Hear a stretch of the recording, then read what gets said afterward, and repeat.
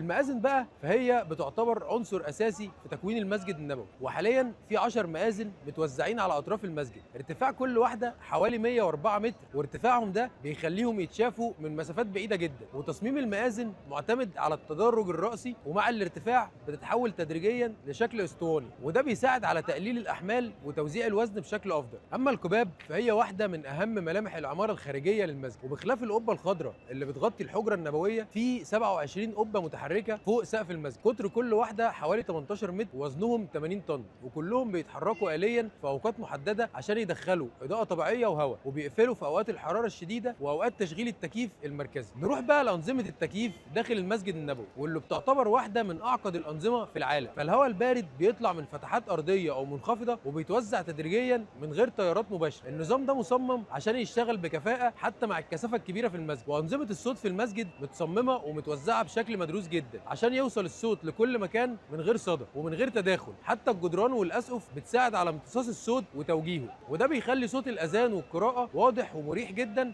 وده كان تحدي مهم في مسجد بالحجم ده.